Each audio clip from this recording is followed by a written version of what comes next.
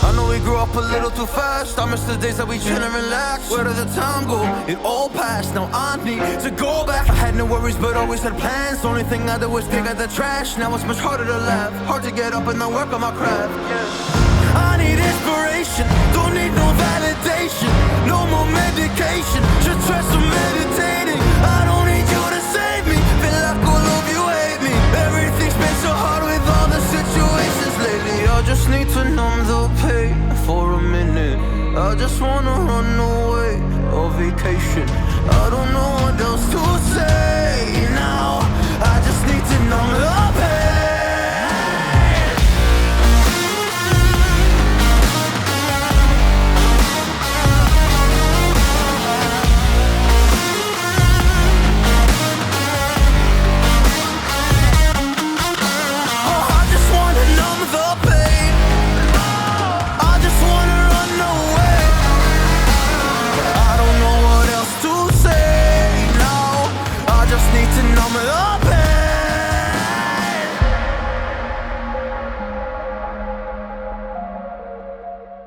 What's up, everybody? Welcome back to the channel. It's your boy here, ACG Afro Car Guy.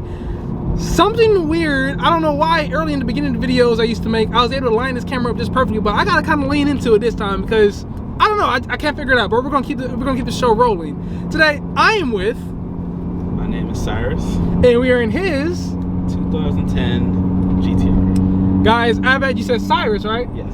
We've actually met a while back ago, small world, when Cyrus had his built up EcoBoost, and come to find out we crossed paths again as of right now. So this is crazy for us right now, because when we first met he didn't have an R35, but now he does. If it's your first time seeing you by, go ahead and stop, hit that subscribe button, hit that little bell icon, stay notified on these videos and when they drop, and let's jump straight into this week's video.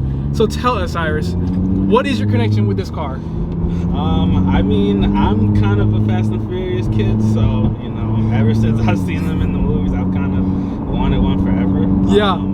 Just, you know, the whole myth behind, like, the whole Godzilla myth of them, like, being, like, budget supercar killers. Right. And it's just, like, you know, I wanted one. That's great. So, when you had the EcoBoost, was your goal still, I want R35, I want R35? Yeah. The entire time? That's awesome.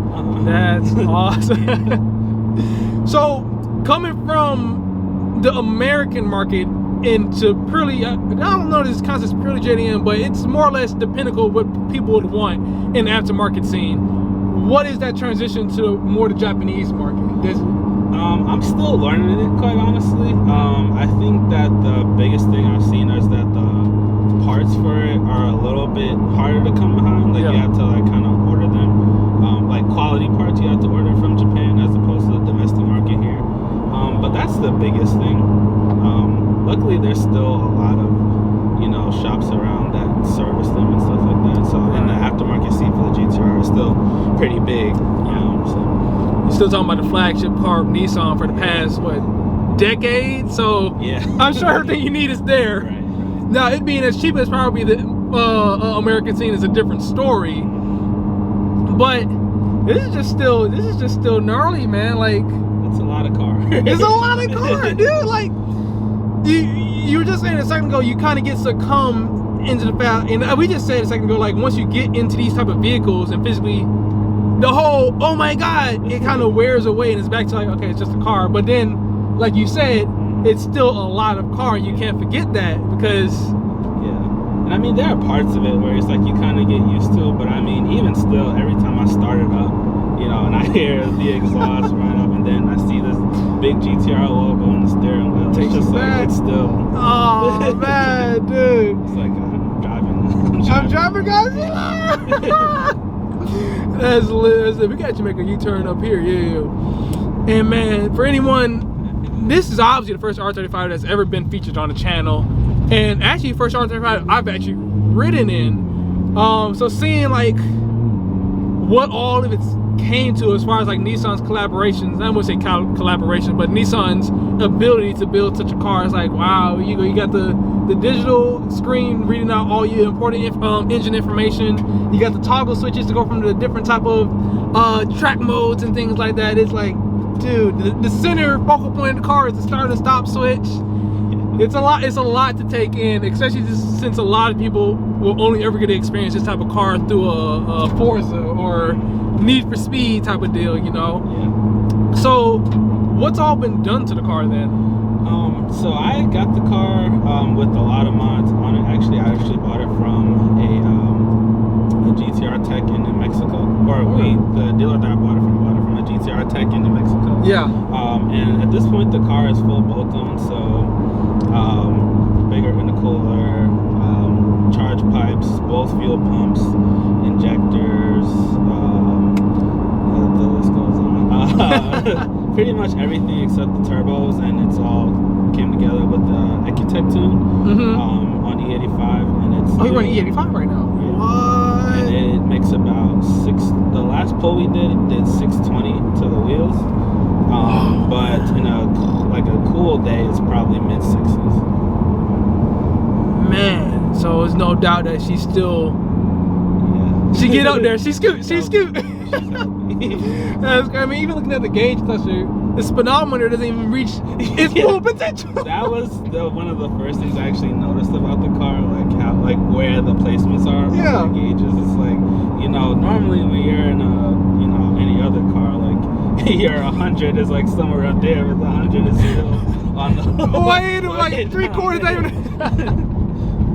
That's crazy. I remember watching TJ Hunt's video describing that too, and seeing it now, like that takes some getting used to right there. Yeah, exactly. Nice. So, what would you say you like the most about the car then? The most I like about the car is, I guess, how responsive it is. So, me coming from the EcoBoost, like a modded EcoBoost, like even going from that car stock to where it was when I got it, like I still felt like a lot of the traditional pain points of turbo cars, like as far as like turbo lag and stuff, and not really having anyone home like in certain RPMs and stuff. Right. But with this car, like, you know, especially with the all-wheel drive system, it's like when you put your foot down, it goes. It goes. There's no guess. Goes. Right. Exactly. Really? Yeah. That's very interesting. So with the turbo setup, because I know usually in like some cars they'll try to negate that by doing a dual turbo setup, but in this aspect, one turbo is bigger than the other. Or am I saying that right? One turbo is bigger than so one can spool up faster, I believe. I think some people go through that. These are the same size turbos. Yes. For this twin turbo setup.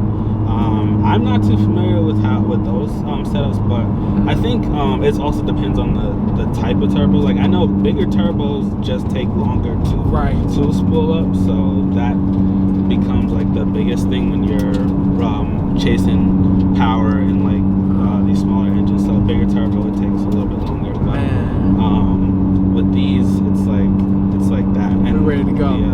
There ain't no spool time. Yeah, we always with the all-wheel drive system, it's just goes. That's amazing. And to think, in a few more months, maybe another year or so, are we recording? Oh, okay, we are. How about say, yo? In a few more months, we will soon have physical. Wow, that's a lot of rocks in this road, but that's actually your tires like gripping. They're sticky. Yeah. Wow, I can't wait to experience that when I get the Eclipse done.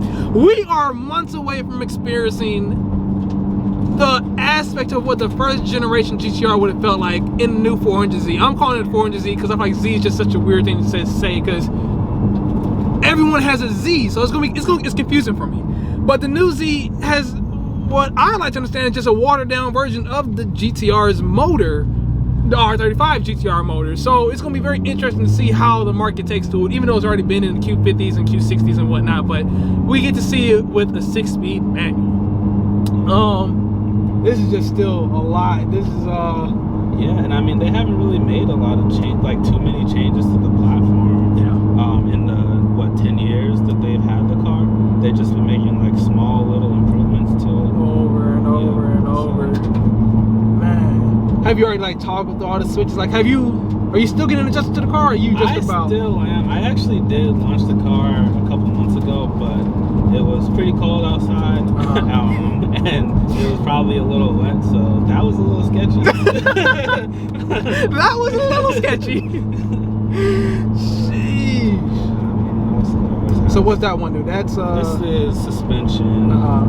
This is comfort. So this is the dampening. I'm recording on the phone. Hold up. Get this video. Yeah. So this is the suspension toggle. Put that in. Our mode is like the track mode, I guess, for these cars. Right. This is the dampening on the springs. Oh, nice. I usually put these in comfort, and then this is traction control.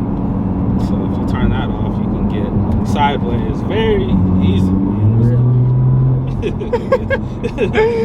I'm debating if I want to do the pull or not, because this road is kind of all the bends and stuff. Yeah. Do whatever is comfortable, man. Yeah, you're the pilot here. Yeah, I may not do the because they have like the launches where you get in the RPMs and you launch it, but you can also like it still pulls if you just get on. Yeah, get on. So that's gnarly, man.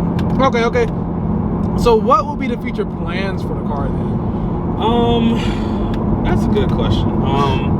It has most of the mods that I wanted, which is kind of like why I bought the car. I was originally looking for a 2013 model because that's when they did like they did a lot of transmission tuning to the car, and that's what actually gave it the first power bump, because when they started they were at 480, 485, and then in 2013, well in 2012 they got bumped to 530, and then 545 was like I think 15 through 17, and now they're making 565 for the premiums, and then in these I'll make 600.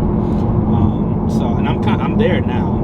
Pretty much. A couple of Volton mods, and this one actually has a Jax 800 built 2012 transmission, so it can take about 1,000 pounds of torque, which would probably put me, if I was to upgrade the turbos, it would probably put me at somewhere around 800 horsepower.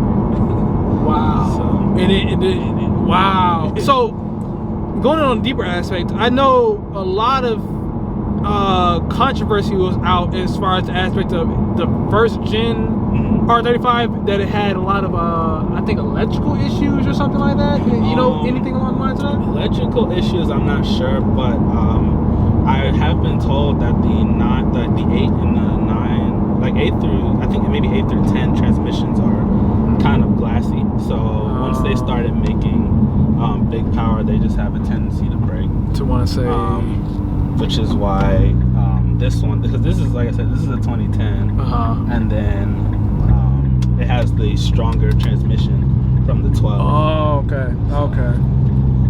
That's crazy. And the market on these are still, it's going up because they're going out of production.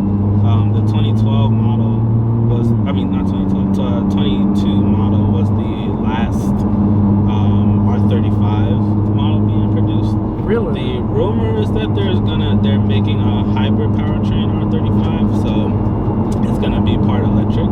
So which means it's probably gonna be insanely fast. That's what I'm thinking. Like that doesn't sound like a bad idea. Right. But it's kind of one of those things where it's like, if people like, if you like traditional internal combustion engines, these are just kind of going up. So especially if you keep it in good condition. Right. So that's kind of why I bought mine when I did. I had been looking for one for a while, and this one showed up in December. Man, I just can't wait till I can sit on par with you guys, man. This gnarly, bro. Do you miss the Mustang at all? I do. That was like my first new car, so I have like a special attachment to it, and I basically did all the work on it myself. Well, most of what I could do. I did everything except the turbos. So I had a special place in my heart for that car, and I still do. But obviously it's a little hard to miss it if you're behind the wheel. So